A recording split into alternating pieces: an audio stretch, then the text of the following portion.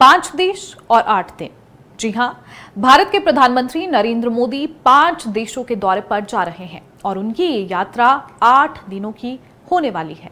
PM Modi के दौरे की शुरुआत 2 जुलाई से होगी। वह अपनी इस यात्रा का आगाज पश्चिम अफ्रीका के देश घाना से करेंगे। इसके बाद वे Trinidad and Tobago, Argentina, Brazil और नामीबिया जाएंगे।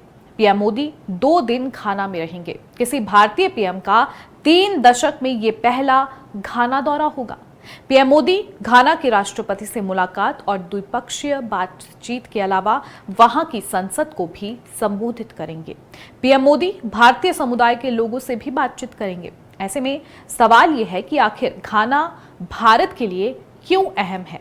तो बता दें कि घाना भारत की अफ्रीका रणनीति में प्रमुख खिलाड़ी बनकर उभरा है। घाना सोना, बॉक्साइट, लकड़ी, कोको और काजू की आपूर्ति करता है, जो औद्योगिक विकास और खाद्य सुरक्षा के लिए आवश्यक है, जबकि भारत घाना को फार्मास्यूटिकल, अनाज, मशीनरी, इस्पात और वस्त्र देता है। भारत पहले ही घाना को $450 मिलियन से अधिक का अनुदान और रियायती ऋण दे चुका है। भारत और घाना के बीच द्विपक्षीय व्यापार वर्तमान में लगभग $3 बिलियन का है। भारत घाना से सबसे ज्यादा सोना आयात करता है। ये घाना से कुल आयात का 70% से अधिक है। बता दें कि घाना अफ्रीका का सबसे बड़ा सोना उत्पादक है और दुनिया का 6ठा सबसे बड़ा उत्पादक है। लेकिन ये बड़े पैमाने पर अवैध सोने के खनन, जिसे स्थानीय रूप से गैलामसी कहा जाता है, उसे रोकने के लिए संघर्ष कर रहा है। सोने की बढ़ती कीमतों और युवा बेरोजगारी के कारण घाना में अवैध सोने का खनन बढ़ रहा है, जबकि गैलास्मी जो है गतिविधियों को बंद करने के लिए सैन्य अभियान चलाए जा रहे हैं। भारत और घाना द्विपक्षीय संबंधों को बढ़ाने पर जोर दे रहे हैं। प्रधानमंत्री मोदी की यात्रा इसलिए भी महत्वपूर्ण है क्योंकि ये घाना के राष्ट्रपति जॉन ड्रामानी महामा के कार्यकाल के शुरुआती दौर में हो रही है। महामा ने जनवरी में भारी जीत के बाद पदभार संभाला था।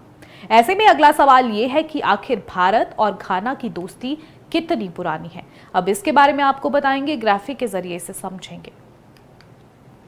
आपको बता दें कि भारत और घाना में 70 साल की दोस्ती है। भारत घाना के संबंध पारंपरिक रूप से मधुर है और दोनों के रिश्ते ऐतिहासिक है। ये साझेदारी 7 दशकों की है। भारत ने घाना की स्वतंत्रता से पहले 1953 में अकरा में अपना प्रतिनिधि कार्यालय खोला और स्वतंत्रता प्राप्त करने के तुरंत बाद 1957 में घाना के साथ पूर्ण राजनयिक संबंध स्थापित किए। द्विपक्षीय संबंधों की विशेषता मजबूत और विस्तारित व्यापार और निवेश साझेदारी है। भारत घाना के शीर्ष व्यापारिक साझेदारों में से एक है और घाना भारतीय निर्यात के लिए सबसे बड़ा गंतव्य है। अब अगला सवाल ये है कि आखिर घाना में कितने भारतीय लोग रहते हैं। तो बता दें कि घाना में 1500 से ज्यादा की संख्या में भारतीय समुदाय के लोग हैं। उनमें से कुछ 70 साल से ज्यादा समय से घाना में रह रहे हैं। कुछ परिवार अब घाना में अपनी 4थी पीढ़ी में हैं और उनमें से ज्यादातर ने घाना की नागरिकता हासिल कर ली है। वहीं अगला सवाल यह है कि आखिर भारत और घाना में किन चीजों पर बैठक हो सकती है।